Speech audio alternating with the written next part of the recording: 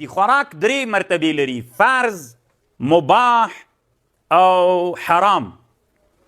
که یو سړی له خوراک نه د دې دپاره خوراک کوي چې دی خپل ځان له چا نه پې وساتي، له هلاکت له مرګ نه وساتي، نو ده ته خوراک وچکاک فرض ده.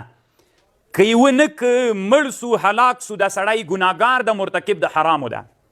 یو دویم څه ده، دومره خوراک دی وکړه چې ځان دې له هلاکت نه وساته، خو اوس له هلاکت نه تر موړوالي پورې دا خوراک مباح ده. بیا مثلا ځان خو دې هلاکت نه وساته، دومره خوراک دی وکړه، اوس له دې نه نیولې تر چا پورې؟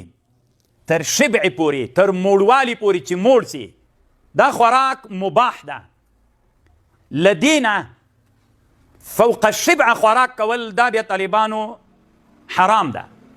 یو سړی موړ وي بیا هم خوراک کوي، چې دې ته خوراک فوق الشبع وایي، یعنې له موړوالي نه پورته خوراک، دا حرام ده. دوه صورتونو کې جایز ده. ښه یې واورئ، د مونږ د احنافو د مذهب ټول علما په دې نه